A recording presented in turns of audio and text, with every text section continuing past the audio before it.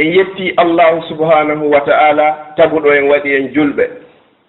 En yetti allahu subhanahu wa ta'ala on farluɗo e dow meɗen hajjoygol ka suudu makko hormantedu. haray ko yewteten ɗo inchallah ko honɗum e moƴƴereji o neɗɗo fokkituɗo hajjoygol ɗo ma o neɗɗo hajjoynoɗo arti ko honɗum e moƴƴereji woni ko o heɓi ma ko honnu o woni ko heɓoyto. hiɗen fuɗɗora nelaaɗo sallallahu alayhi wa sallam ɓe maaki wo leydi makka ndin allahu on harminino ndi ila ñande o tagi kammuli ɗin e leyɗele ɗen. faqad harrama allahu azza wa jalla makkata al mukarrama fi yawmi an khalaqa allahu samawati wal ard. ila ɗiɗo taga o waɗi ɗon ko hurum ko boni waɗatake toon ko hana waɗede to wo ko moƴƴi. annon o fokkituɗo ɗo hajju ma hajjoynoɗo koye nder ndi leydi ɗo wonɗa e yahude. leydi hondi tawata ko leydi tawata annabajo ma on wiyeteɗo muhammadu sallllahu alayhi wa sallam koye ndi leydi ɗo woni ko o heɓa. koye ndi leydi ɗo kadi woni ko o janɗi. koye ndi leydi ɗo kadi woni ko o nula. koye ndi leydi ɗo kadi woni ko o hajji. haray an kay hiɗa yawde e batte oɗo nelaaɗo sallllahu alayhi wa sallam. si ɗum ɗon feƴƴi ndi leydi ka wonɗa e yahude ɗo ko ndi leydi ibrahimul khalil. annabi ibrahima alayhi salam ko oɗo allah wi'uno yo mahammo nduɗo suudu. wa id yarfau ibrahimu lqawaida min albayti wa ismail. tuma nde annabi ibrahim ɓantayno kippoɗe suudu ndun kanko e geɗal makko on annabi ismail alayhim assalam. ɓeyni rabbana taqabbal minna innaka anta samiul alim. allah mi torikema jaɓan men ko an woni nanowo torare toriɗo annduɗo kadi ko toriɗo woni ko faala. batte ka oɗo taaɓi taɓalle muɗum an kadi ko ɗo wonɗa yahude taaɓoyagol. ka ɓeɗo wangi annabaɓɓen fof ene laɓɓen alamu wangaki ka fokkituɗa wangoyagol ɗo. ɗum ɗo ko teddungal wonande bani adam. si allah newnanima hewtoygol ɗo yo toro allah fokkitɓe fof yo allah newnaɓe ɓe hewtoya. haray ko leydi e nokku ka allah winoɗon annabi ibrahima alayhi salam wa azzin fi nnasi bilhajj yatuka rijalan. nodduyo yimɓe ɓen arɗo fiyoɓe hajjuka suudu ɗo. annabi ibrahima o inni allah simi noddi ɗo hito an o wawata hewtoyde. allah jaabimo noddu tun ko menen waɗɗi hewtinoygol hito ngo. kala nannoɗo ngo hito ɗo o hewtoyay ɗo. haray ɗum ɗo ko teddungal wonande ɓe fokkituɓe yahnoɓe tawata ɓe nanuno noddandu ko annabi ibrahima jaatigijo allah woni ko noddunoɓe kon. yo allah newnanɓe ɓe nooto. si ɗum ɗo feƴƴi ko leydi hakke ko allah yiɗi ndi allah wondiri fi mayli ka nder alqur'an. allah wondirta fi hunde tawa hunde nden nde jogaki important. allah ini ka qur'an wattini wazaytun wa turi sinin wa hadha albaladi l amin. e ndi leydi makka hoolandi ko leydi makka hoolandi hoolindi kadi o wi nokkugoo wa man dakhalahu kana amina. kala naatuɗo e nder ga haray woni neɗɗo ko hoola haray ko hooliɗo ndi leydi ɗo. ɗo noon dawatu ibrahimul khalil alayhi salam li makka wa ahliha.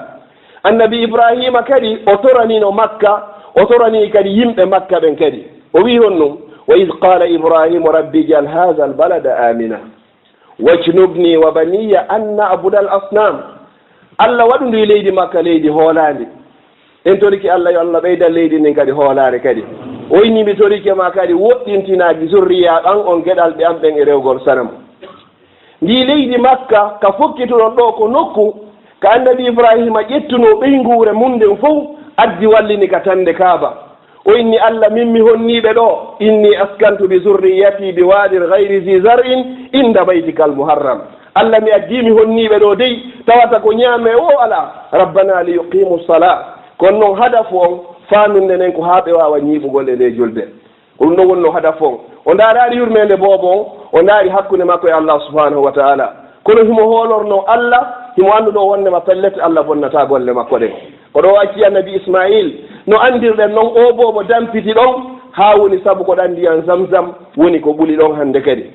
sonnajo makko on nene hajara radiallahu anha oɗo kay ko seppayno kon hakkunde safa e marwa toragol allah subhanahu wa ta'ala yo allah on okkorɓe ko ɓe ñaama ɗo koye o nokku ka ɓe yimɓe moƴƴuɓe ɗo taaɗi ɗo angay ko ɗo wonɗa yahude tippo yaɓatte ɓeɗo kadi si ɗum ɗo feƴƴi ndi leydi makka ka fokkitoɗon ɗo ko leydi ko a habbul biladi ilallah leyɗe ɗen fof ɗe annduɗon ɗen fof ko ndi leydi ɗo allah ɓuri yiɗugol ko ndi leydi ɗo kadi nelaaɗo sallllahu alayhi wa sallam woni ko ɓuri e yiɗugol kadi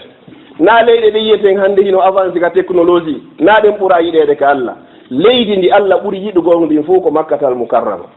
leydi kadi ndi andeten ndin kadi allah wondiri fi mayri kadi ko ndiweteni makkatal mukarrama fi heno nelaaɗo sallllahu alayhi wa sallam ɓe maaki ma atiyabuka min baladin ala leydi laabundi ha hewtiti makka ɓe maaki kadi ma ahabbuka ilayya ala wo leydi yiɗani ka an ɓurma an makka ɓe maaki lawla anna qawmoka sina fiitu yimɓe maɓen akhrajuni ma sakandu hayrak sina tumbay ɓe yaltinilan e nder makka mi waɗatano e leydi hay e wotiri si wona makka ɗo nelaaɗo sallllahu alih w sallam ñande ɓe raɗano ɓe yiltino ha ɓe ndaari makka ɓe inni ya makka ko ayyo leydi makka hiɓe yewdude e makka anta habbu biladillahi ila llah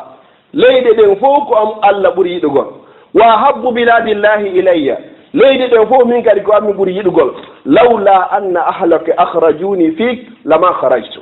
sinano ɓay tu yimɓe ma ɓe raɗi kelange ma mi yaltatano e nder makka ɗo yalla newnan fof kittuɓe ɓe hewtoya hoore jaam moƴƴere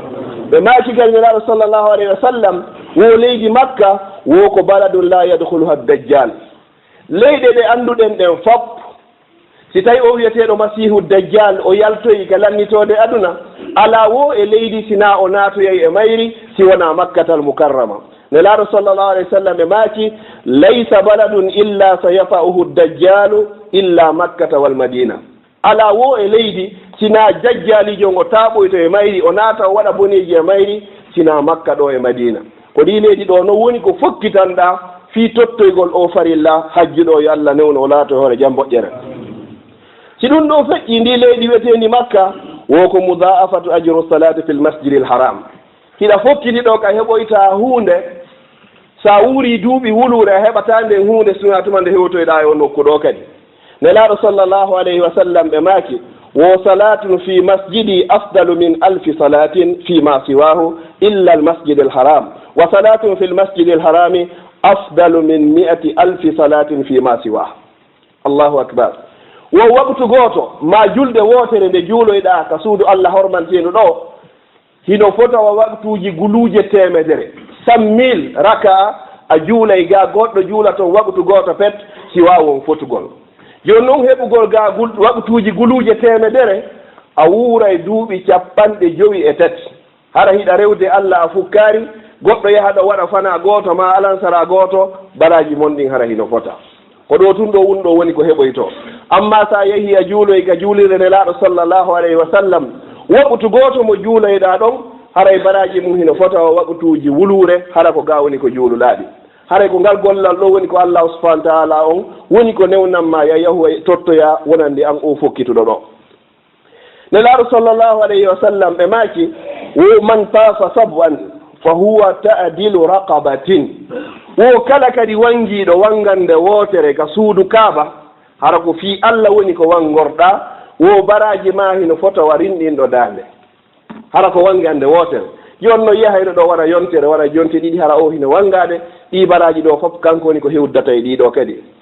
si ɗum ɗo feƴƴi kadi sa hewtoyi e nder makkatal mukarrama allah newnanima tottoygol ɗo hajju ɗo a memay piiji tawata ko ɗi annabaɓen fof memuno a memay piiji ɗi nelaaɗo sallllahu alayhi wa sallam maaki ɗiɗo dey awaka ka nder aljanna woni ko ɗi iwi ma ɗum sa juuli ɗo ɗum ɗo no fotawa sa juuli ka nder aljanna ɗum ɗo ko honto heɓoto koye nder makka tun ɗum ɗo heɓoto nelaaɗo sallllahu alayhi wa sallam ɓe maaki fi nde wiyetede hayre ɓaɗere nden wo nasala alhajaru l aswadu min aljanna wa huwa ashaddu bayadan min allabani fa sawwadathu khataya bani adam wo nde hayre ɓalere nde wiyeten hajarul aswad o wo nde ko tippinde iwne ka aljanna wo fewno nde tippino hari hinde rawni ɓuri ɓiraɗan ma kosan wo hay hunde ɓawlinari nde sina bakkatuji bani adam ko ɗum ɓawlinde nde hayre har nde rawnuno pen joni noon nden hayre ɗo nelaɗo sallallah alih w sallam ɓe memunono ɓe lunnide kadi ɓay ɓe meminde ɓe lunnike nde seydna oumar radiallahu anhu tawi himo renti wonoyi noon ha nelaɗo faati seydna aboubacar ƴettiti laamu ngu wonoyi ha on noon kadi faati ɓay seydna oumar ƴetti himo ari himo hajja o ari ha o hewti hayre nden himo faalande lunnagol o ndaari hayre nden o inni min miɗo andi an ko a hayre a wawatala nafude a wawatala lorrude kono ɓay tum sinano ɓay tum mi yii nelaɗo sallllahu alayhi wa sallam hino lunnoma min kadi mi lunnotanokoma joni noon ndaren ko honɗum moƴƴere woni wonande kala on yahuɗo lunnoyi nde hayre nelaɗo sallallah alih w sallam e maaki wo alhajaru l aswadu yashhadu yawma alqiyamati liman istalamahu bi haqqin nde hayre ɓaleere nde seeɗitanoy to yawma alqiyama kala on memuɗo nde ma lunnide hara ko lunnorɗa nde ko sabi allah ɗum ɗo allah seeɗi hayre nden kayre seeɗitanoytoma yawma alqiyama si ɗiɗo noon seeɗitanoykema ko ɗum holli haray a heɓay aljanna nde toriki allah subahana wa taala yo allahu newnu haray noon si ɓe inni kala memuɗo nde ko ɗum ɗon wawata newade lunnagol nde gol wawata newade ha kono noon ko yon tigui eto hara lorrari hoore mum lorrari goɗɗo si newaki lunnagol ngol yon tigui eto mema si wawari newade memugol ngol yon tigui eto sappo ɗum ɗo fof hara hino sella wonande wonɓe wangade ɓen ka suudu allah hormantendu si ɗum ɗo feƴƴi piiji ko woni toon kon e ɓure ko heɓoyta fadlu ma u zamzam ɓural ko woni e ɗan ndiya wiyeteɗan zamzam ɗo no gasa enen soode nga woɓɓe ina hara hina kanjan tigi kono toon a yahay ha hewta hara pompiji ɗin hino nder toon yaha yara ɗon ha ka ronkuɗa wo nelaɗo sa sallam e maaki wo hayru ma in ala wajhi l ardi ma u zamzam ndiyam ɓurɗam moƴƴude ɗan fof e ndiyan ko woni e hoore leydi ndin fof ko ɗan ndiya wiyeteɗan zamzam ɓe maaki hadis goo kadi sallllahu alayhi wa sallam ma u zamzam lima shuriba lah ndiyan zamzam ɗan ko fii ko ɗa yarira wo sa yariɗan a toriki allah yo allah okkore gandal o okkoroma gandal sa yariɗan a moƴƴini anniye yo allah okkore jawdi o okkoroma jawdi sa yariɗan a moƴƴini anniyo fiyo okke cellal o okkama cellal sa yariɗan e hoore no laaɓiri poste anniye moƴƴuɗo a toriki mo yo allah okke battane moƴƴe o okkama battane moƴƴe ma u zamzam lima shuriba lah ko fii kala ko ɗa yarana fiimo amma noon abdoullahi ibnu abbas radiallahu anhu kanko himo inni himo janngayno o duwa ɗo nde himo yarayno ma u zamzam o wiya honno allahumma inni as'aluka ilman nafian wa risqan tayyiban wa shifaan min kulli da allah min ndeni yo torikema ya okkoran gandal wonnungal e nafa allah mi torikema ya okkoran kadi arsike laaɓuɗo allah mi torikema kadi dikkinan immorde kala nawnare kanko ko ɗum ɗo wonno ko suɓi aggan noon hiɗa wawi yaade allah mi torikema fewnan e hoore laawol islam fewnanan zurriyaji anni dikkinanan nawnuɓe an yaafo mawɓe an ɗum ɗo fof ɗa wawi waɗa ɗum ɗo haagana waɗa anniye on inchallahu yara ndiyan zamzam ɓural kadi ko woni e muɗum fadlu tadallu o min ma i zamzam ɓural yarugol ha ɗonɗita poco paccanno e majjam fi honɗum julɗo no hani waɗugol ɗum heferɓen kamɓe wawata wadde ɗum sa yeehi ko a yaru ha haara tef ko ndiyan kadi tawata a yarataɗan ha sa yariɗan hara yahay takkoyagol takkitoyagol sowno ɓe ko ndiyan zamzam ɗum tun woni ko jogii ɗum ɗo on ti yara si gayni wangaɗi ha gasi ɓuɓɓina hoore nde moƴƴa yara ha ɗonɗita kadi ɗum ɗo kay ko wodani ko enen julɓe ɓen kadi nelaɗo sallllahu alayhi wa sallam ɓe maaki fi ɓural ɗan ndiyan ɗo kadi wo ma u zamzam aynun min uyunil janna wo wande de ndiyan o zamzam ko wonɗo yarde ɗo wo ko weendu jeyandu e weenduji aljanna a heeɗi ɗum ɗo fof kadi si tawi a acciti ɗi mboɗi a immiga yahi a tottoyi o farilla mo allah subahana taala on farli e hoore ma si ɗum ɗo feƴƴi ɓural toujours fi makka nelaɗo sallllahu alayhi wa sallam ɓe maaki ɗo en ala yewtirde ɗum ɗo fiyo goɗɗo yahu maayoya toon kono nelaɗo sallllahu alih w sallam ɓe maaki wo ana awwalu man tanshaqu anhu l ard ko min leydi ndin adete sekanoyeede yawmal qiyama si fof maayi few ko min adete immintinoyeede wo si ɗum ɗo feƴƴi summa aboubacrin on sawi aboubacar kanko kadi leydi ndi seeko kankade o yalta ko kamɓe ɗiɗo woni ko waaluɗi wo summa oumar on sawi seydina oumar kadi leydi ndi seeko kankade o yalta o kamɓe tato woni ko waaluɗi ka juulire nelaaɗo sallllahu alayhi wa sallam wo summa aati ahlul baqi on sawi noon mi aroya kadi yimɓe baqiɓe wattinaɓe ɗon ɓen ɓen noon kadi fa yuhsharuna mayi ɓen no fof ɓe mooɓidoye kadi wondude e an summa antasiru ahlu makka on say ɗo mi sabbito kadi ɓe waktinaɓe e nder makka ɓen noon kay min fof min muuɓide e kala mayɓe ɓen e haramayn jiɗin ɗiɗi ɗum ko makka e madina ɗum ɗo kay ko ɓural molanangal e yewta joni fi ɗum ɗo kadi si ɗum ɗo feƴƴi e nokkeli kadi ko yahoyta toon fadlu arafa daragol nde ñalede wiyetede arafa on andi neɗɗo mo yahaari hajju on ñande arafa siɗa ga si a hoori nden ñande baraji ma hino fota Allah yafotoma bakka to afwan mo waɗɗa e nder duuɓe ɗiɗi hitande wotere feƴƴude e hitande wotere arore woɓɓe ini duuɓi ɗiɗi feƴƴuɗi Allah o yafotoma bakkatuji maɗi fi an neɗɗo mo daroyaki arafa ko horuɗa kon nden ñande amma noon neɗɗo daroyiɗo arafa nden ñande Allah yafoto ɓuri guluuje 90 yimɓe windanoɓe naata yiite jahannama Allah ittaɓe ka liste natugol jahannama wattaɓe ka liste naataɓe aljanna nden ñande ko woni yafataɓe ɗo wo ko neɗɗo sikkitiɗo si Allah yasikemo ma yafatimo nden ñande sa yaari ɗo waɗa ko yawdi laaɓundi fi Allah woni ko yarɗa andu tigi tigi o ñande artuɗa wo a laaɓiri e bakkatu walla ñande yumma ma jibinma ɗum nela sallah sallam maki wo alhajjul mabrur laysa lahu jazaun illa aljanna hajju jaɓaɗo o mara joddi hay e hunde si wona aljanna man hajja falam yarfus kharaja min zunubihi ka yawmi waladathu ummu kala kadi yawɗo hajjoyi hara waɗa toon pankareji o waɗari boneji fayi sankako wo yo anndo laaɓiri e bakkatu wano ñande yimma makko woni ko jibinimo yo Allah o okku e nde moƴƴere ɗo yawmu arafa nelaɗo sallah sallam ɓe maaki yawmul itiqu min annar ko ñalande rinɗinede e natugol yiite jahannam ɓe maaki yawmu arafa wo ko yawmu magfiratu lizunub nden ñande ko ñalande fi hafranede bakkatuji ɓe inni yawmu arafa yawmun yubahi llahu bi ibadihi almalaika ko nden ñande Allah kadi woni ko mantorta jiyaɓe makko dari ɗen ka aynde arafa o nodda malaika ɓen o inna o yiɓi jiyaɓe an ɗo ɓe ɓe ñaama ɓe yara ɓe ɗanoɓe resa onon o ñamata o yarata on ɗanta ko resata ndareɓe ko woni wadde ndareɓe no acciti tuyoji mum aduna fof ari moɓodiri nokku gotun ɗo fi rewgolla min Allah hiɓe toradelan honɗum hiɓe toradelan aljanna est ce que ɓe yi aljanna o ɓe yiyari aljanna o si ɓe yino aljanna o ɓe ɗaɓɓayno aljanna o ɓuuri onon malaika ɓe ko wonno ɗaɓɓude aljanna mi waɗi on seede wondema mi hokkiɓe aljanna ko wonnuɓe wonelan moolade hiɓe moolade yomi danduɓe yiite est ce que ɓe yi yiite ngen ɓe yiyari yiite ngen si ɓe yino yiite ngen ɓe torotonola yomi danduɓe yiite ɓuuri ko wonɗon torade mi waɗi on seede ɓeɗo fof mi dandiɓe natugol yiite jahannam on ɗo wonande neɗɗo daroyiɗo arafa ko yawmun yubahi llahu bi ibadihi almalaika ɓe inni wo yawmu arafa wo ñalande arafa kadi wo ko yawmu ikmalu dini wa itmami ni'ma ko nen ñande Allah on timmini diina kan o timmini nemaji ɗin fof o hoore jeyaɓe makko ɓen o wi honɗum alyawma akmaltu lakum dinakum wa atmamtu alaykum ni'mati wa raditu lakum alislama dina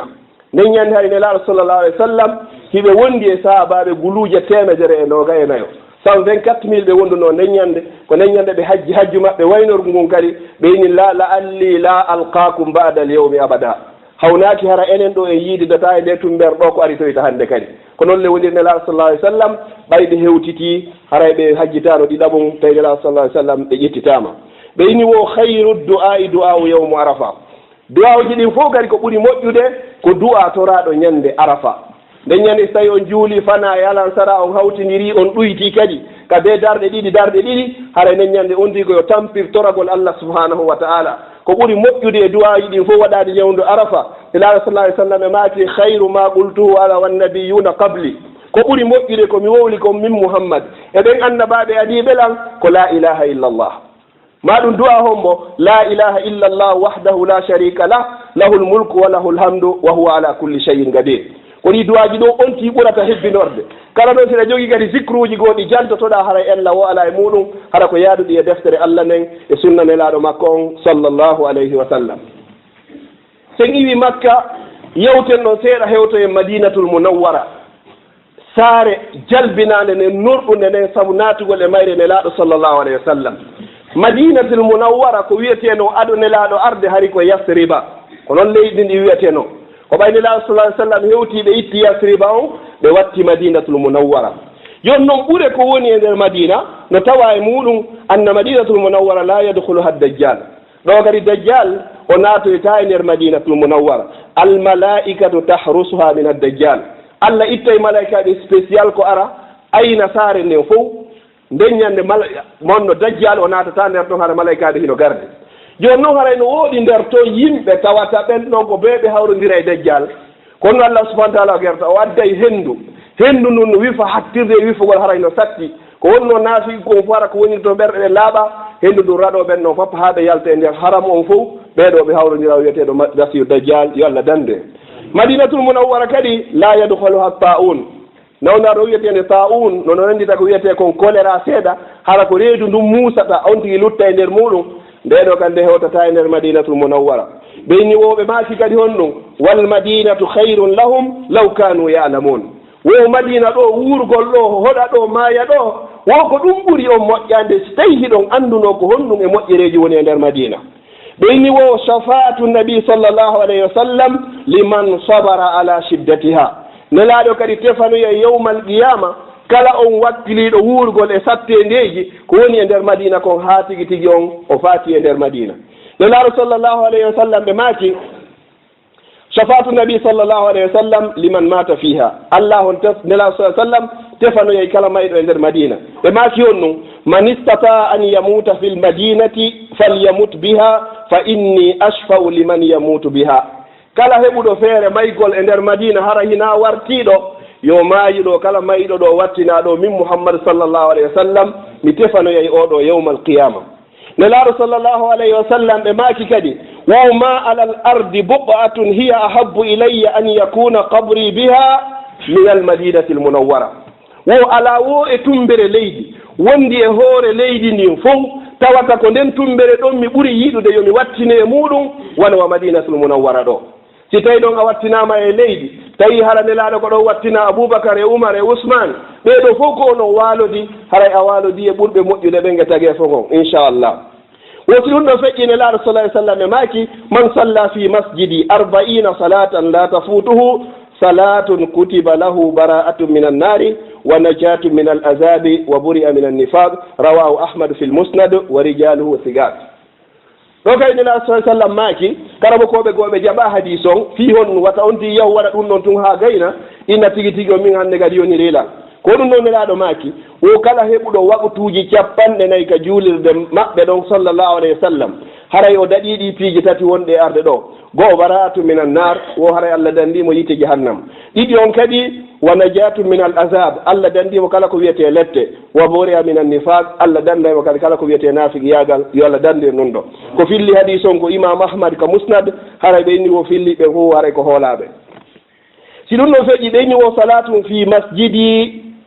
waqtu goto ɗo no wolinoɗen nanen wo haray hayru min alfi salatin fima siwa sa heeɓi ɗo waqtu goto no fota o waqtuji wulure ɗi juuluɗa hara hina e nder makkatal mukarrama nelaɗo sallallah alih w sallam e maaki kadi ɓuure toujours ko woni fi madina ma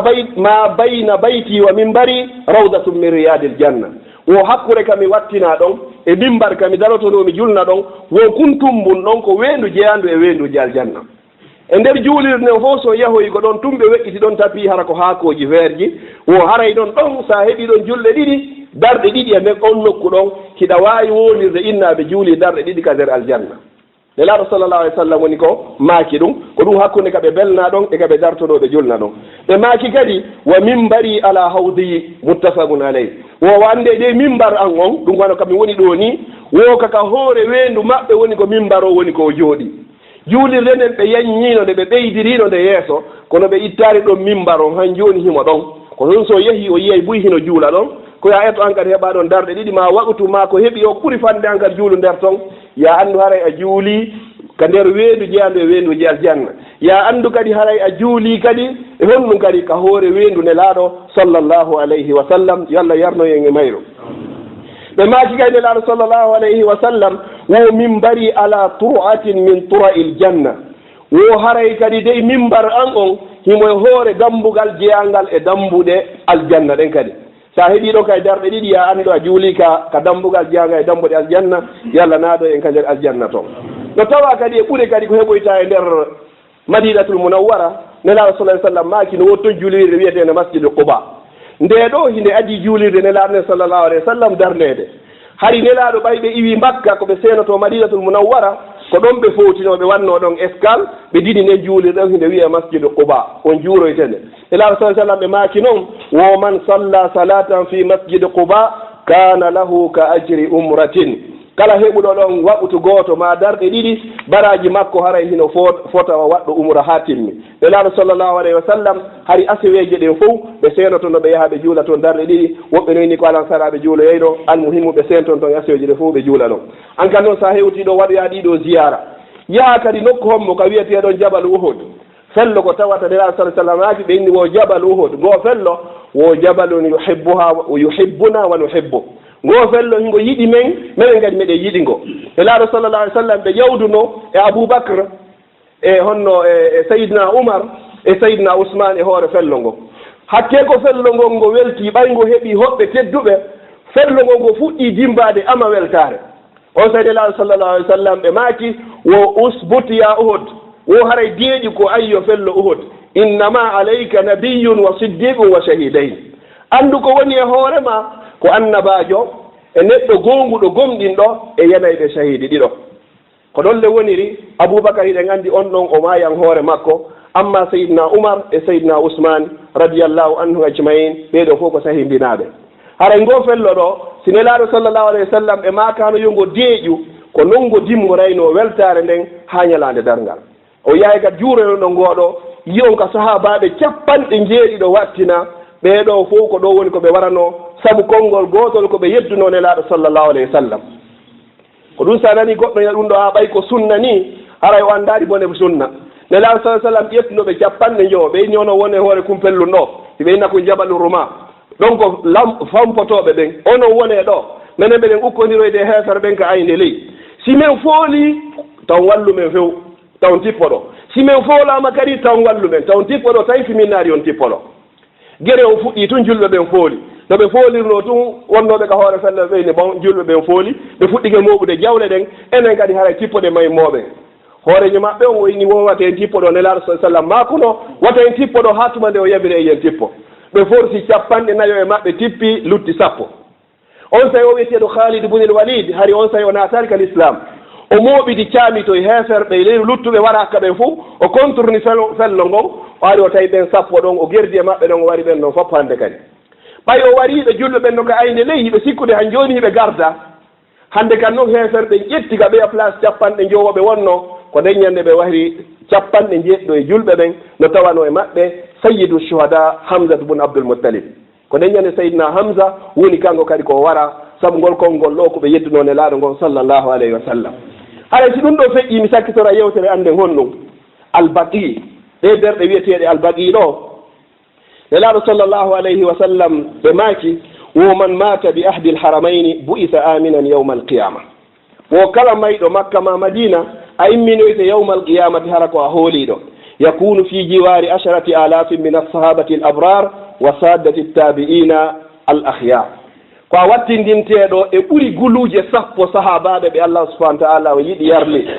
wattindineɗa kadi e hakkude honɗum tabi'ina en ɓen arnoɓe janggi e juuɗe sahabaɓe ɓen hara allah arsikano wiwgol nelaɗo sallllahu alayhi wa sallam no tawa noon e ɓe wattinaɓe honɗum baqiɗo o wiyeteɗo saad bun zeyd oɗo ko ɗo woni ko wattina e abdourahmane bun awf mo andinoɗen ko ansariyankejo oɗo kay dufina bil baqi e abdoullahi bun mas'ud e abdoullahi bun abi bacrin e ubayi bne kaab ɓeɗo fof ko woni koɓe wattina ko baqiɗo no tawa maɓɓe kadi awsu bun sabit no tawaɓe maɓɓe kadi hassan bun sabit ɓen andi ko ɗo wonno yettantonoɗo nelaɗon sallllahu alayhi wa sallam hay si heeferɓe yimi gimi yenni nelaɗo sallllahu alayhi wa sallam kankadi o waɗayno gimi o yettano nelaɗo sallllahu alayhi wa sallam yande go o waccuno nelaɗo o wacciɓe ha nelaɗo hakke ko ɓe welti gon tawi ɓe jogaki hay hunde koɓe watama okkude ko ni ɓe ittiri dolokke maɓɓe o burmus maɓɓe mo ɓe ɓornino on ɓe ƴetti ɓe jonni mo hakke tawata kon yewtere nden nde foti no tawa kadi wattinaɓe ɗo ɓe wonɓe de aboul fadli no tawa kadi gatada aba hurayratu oɗo kay ko ɗo woni ko wattina mo annduɗen kanko numéro en e fillagol hadisiji nelaɗo sallllahu alayhi wa sallam no tawa e maɓɓe kadi o wiyeteɗo mariatul qibtiya oɗo ko sonnajo nelaɗo sallllahu alayhi wa sallam ko oɗo jibinani ɓe o ɓiɗɗo wiyeteɗo ibrahim ɓiɗɗo maɓɓe tolajo maɓɓe o no tawa e maɓɓe kadi ummu ruman zawjatu abibacrin siddiq sonnajo seydna aboubacar on oɗo kay ko ɗo woni ko wattina wa gayru haulai radiallahu anhu ajmain to tawa kadi e patron ɓe wattina ɓen kadi e nder baqiɗo kadi banatu nabi sallllahu alayhi wa sallam jiwɓe nelaɗo ɓen hombo e hombo assayidatu ummu kulsum oɗo kay dufinat bil baqi ko ɗo woni ko surra wa sayidatu ruqayya onno kay ko ɗo woni ko surra wa sayidatu zeynab radiallahu anhunna ajmain ɗo tawa e maɓɓe kadi sonnaɓe nelaɗo ɓen sallllahu alayhi wa sallam zawjatu nabi sallllahu alayhi wa sallam ɓen ɗon kadi ɓe foppu e maɓɓe ko ɓe surra ko baqi sina nene khadija e nene maymuna ɓeɗo ko makka to woni ko ɓe wattina nene khadija ko makka maymuna ko hakkunde makka e madina woni ko surra amma ɓeya sonnaɓe nelaɗo luttuɓe fof haray ko makka ɗo woni koɓe madinatul munawwara haray ko ɗo woni koɓe surra ko ɓay tan on lanni sina ɗum ɓe expliqué no ko honto mo be maɓɓe woni ko wattinira no tawa e maɓɓe kadi wattinaɓe ɗon ɓen kadi homɓe kadi e ɓiɓɓe maɓɓe ɓen sayida fatima radiallahu anha on ɗo kayɗo ko ɗo woni ko wattina e al abbas kadi on ɗon seydina abbas on ɗo kay ko ɗo woni ko wattina e al hasan bun ali ko ɗo woni ɓiɗɗo ara noon e seydina ali a tanirawo nelaɗo sallah alih sallam o moɓe wiyeta zeynul abidina bun al husayn e mouhammadul bakir e jafaru sadiq ɓeɗo fof ko ɗo woni kamɓe kadi koɓe wattina e nder madinatul munawwara ɗe barɗe wiyeteɗe albaqiɗo no tawa kadi e patron ɓe wattinaɓe ɗon ɓen kadi imamuna malik imamu daril hijra wanduɗen ko jooma laawol imam malik mo enen afrique de l'ouest on to fof ko ɓuri hewde kon ko yo masabo ɗo woni ko jokki oɗo kadi o jibina e nder madina o jangi e nder madina o mawni e nder madina o janni e nder madina o faati kadi e nder madina o wattina kadi e nder madinatul munawwara oɗo ɓeyni o wuuri madina ha o faati e nder madina o wattaki paɗe e nder leydi madina ɓe lannimo ko fihon noon o inni o hino satta e makko wattagol paɗal e leydi ka nelaɗo sallllahu alayhi wa sallam woni ko wattina ɓeɗo fof haray ko ɗo ɓe wattina oɗo kanko e cheikhujo makko on o wiyeteɗo honno cheikhu nafi bun abi nuaym no tawa maɓɓe kay wattinaɓe ɗon kan seydna ousmane kadi oɗo kay hiɗe gandi ko honno warira onno kay ko ɗo woni ko wattina e yayiraɓe nelaɗo ɓen sallllahu alayhi wa sallam wiyeteɗon safiya e atika ko ɓuuri jiccude kon ko ɓeɗo wonno ko jaɓuno nelaɗo sallah alih sallam no joguino bappiraɓe sappo e ɗiɗo ɓe joguino yayiraɓe jeerayo ko ɓuuri jiccude kon ko ɗiɗo wonno ko jaɓuno aqulu qawli hadha wa astahfirullah li wa lakum fastaghfiruh innahu huwa alghafuru rahim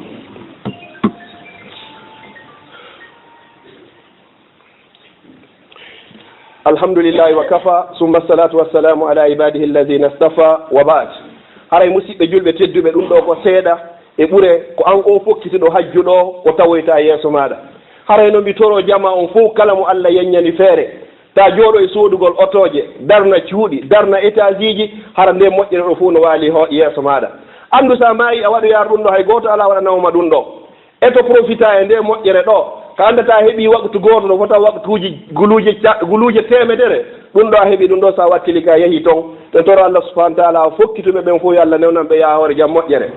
tawata faalaɓe yaade kadi hara feere nden ala yo Allah addu feere nden faalaɓe yaade hara ko kaydi ni woni ko manki yo Allah kaddu kaydi ndin kadi si tawi ko anniyeji ɗi woni fewtare e muɗum kadi Allah fewtin anniye on e maɓɓe kadi ɓe tottoya o farilla ɗo yawnoɓe kadi fof totti kadi torki Allah subahanahu wa taala yo Allah on jaɓanɓe so jaɓaniɓe kadi yo Allah newnanɓe ɓenen ruttora اللهم اعز الاسلام والمسلمين اللهم اعز الاسلام والمسلمين ودمر اعداءك اعداء الدين اللهم لا تفرق هذا الجمع الا بذنب مغفور وسعي مشكور وعمل متقبل مبرور برحمتك يا ارحم الراحمين ربنا ظلمنا انفسنا وان لم تغفر لنا وترحمنا لنكونن من الخاسرين وصلى الله وسلم وبارك على نبينا محمد وعلى اله وصحبه وسلم تسليما كثيرا سبحان ربك رب العزه عما يصفون وسلام على المرسلين والحمد لله رب العالمين فما كان من توفيق فمن الله وحده وما كان من خطأ أو سهو أو زلل أو نسيان فمني ومن الشيطان والله ورسوله منه براء وأعوذ بالله أن نذكركم وأنسى وأعوذ بالله أن نكون جسرا تعبرون به إلى الجنة وأجزى في نار جهنم